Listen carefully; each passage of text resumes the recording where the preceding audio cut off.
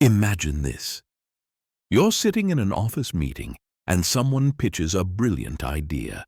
Everyone gets excited, their eyes light up, and then it begins. But that's not our core competency. What will management say? We need to do a competitive analysis first. We don't have the budget for that. And the idea slowly dies under the weight of procedures and rules. Sound familiar?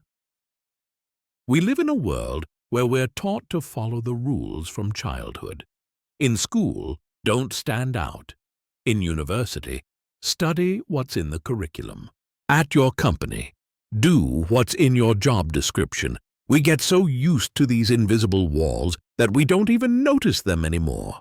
But there are people who see these walls and they just walk right through them. Like ghosts. They build billion-dollar companies from nothing, change entire industries, and make the impossible possible. And the strangest part? Many of them never went to business school, or they deliberately ignored what they were taught there. Here's the paradox. The education system that's supposed to prepare us for success is actually programming us for failure in entrepreneurship. We study the case histories of huge corporations and think their strategies will work for a startup. We learn to minimize risk, when entrepreneurship is the management of risk.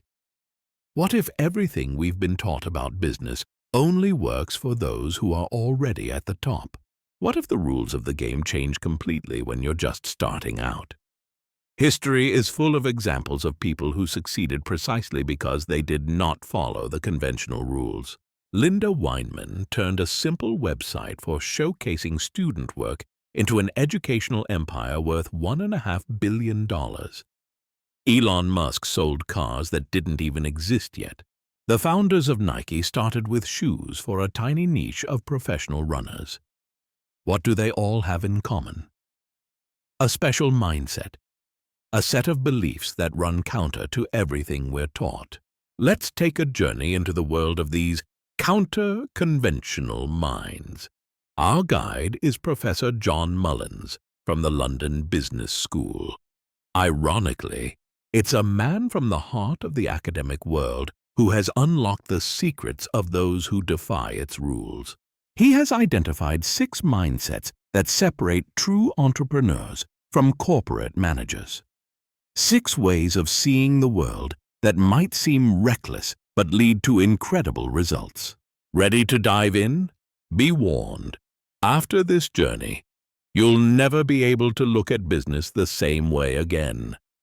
The first mindset is called yes, we can. And this contradicts everything we're taught about focusing on core competencies. Remember the Brazilian entrepreneur Arnold Correa? His company organized events. The standard business approach would be, develop what you're good at. Don't spread yourself thin.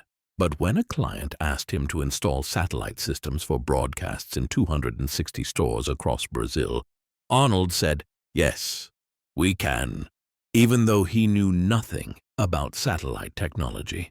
Then, clients wanted screens, not just in the back rooms, but on the sales floor for advertising. Yes, we can, Arnold replied again. He fundamentally reinvented his business 4 times, each time by saying yes to something that was outside his experience. The second mindset is problem first, not product first. In big companies, it's the other way around. They take a product and think about how to improve it. Tide takes the blue speckles out and puts green ones in, calling it an innovation. But take Jonathan Thorne. He created surgical forceps that don't stick to human tissue, not because he wanted to improve forceps, but because he saw a problem that plastic surgeons had. Then he discovered that neurosurgeons had an even bigger problem. When you're operating on the brain, every mistake is critical. The third mindset is think narrow, not broad. Corporations want the biggest markets possible. But Phil Knight and Bill Bowerman created Nike for a tiny audience, elite long-distance runners. They weren't trying to make shoes for everyone. They were solving a specific problem for specific people. And here we arrive at the main discovery. All these stories are united by one powerful idea. Real entrepreneurs don't study the market, they create it. They don't analyze needs, they shape them. The fourth mindset: ask for the cash and ride the float. Tesla sold 100 Roadsters for 100 houses, 0 each, before the first car was even assembled. That's $10 million in the bank for development. And when they introduced the Model 3, 500,000 people put down 10 deposits. That's $500 million for development before production even started. The fifth mindset: beg, borrow, but don't steal. Corporations buy assets, entrepreneurs borrow them. Tristram and Rebecca Mayhew wanted to create the Go Ape Treetop Adventure courses. Instead of buying land, they made a deal with the UK Forestry Commission, giving them an exclusive 25-year contract in exchange for increasing visitor numbers to their forests. The sixth mindset: don't ask for permission, just get on with it. Do you think the founders of Uber asked the San Francisco regulators, "Can we start a taxi company with no taxis?" Of course not, because the answer would have been a definite no. But here's the thing, my friend. These mindsets require immense courage. The price of this knowledge is giving up security and predictability. To say yes we can to the unknown means admitting you'll have to learn as you go, risk your reputation, and possibly fail. To think in terms of problems, not products, means constantly stepping out of your comfort zone, seeking out the pain points of others, and taking responsibility for solving them. To think narrow means giving up the ambition to please everyone.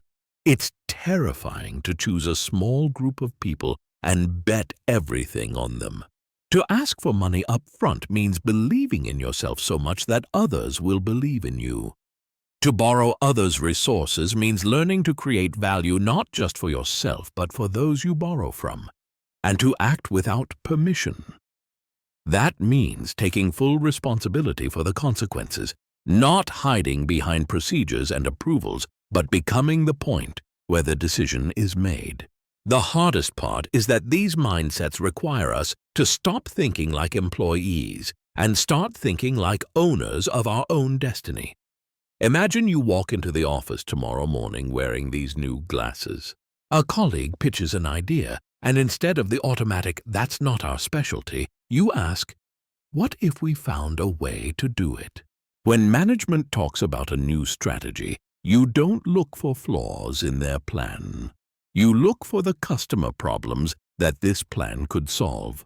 When you're offered a project for a broad audience, you ask, who specifically would be willing to pay for this? You stop waiting for a budget and start thinking, how can I get cash from customers before I even create the product? Instead of planning to buy equipment, you think, what can I rent, borrow, or get through a partnership? And most importantly, you stop asking for permission for every little step and start acting within the bounds of reasonable risk. You see, here's the real magic of these mindsets. They transform you from an executor of someone else's plans into a creator of your own opportunities.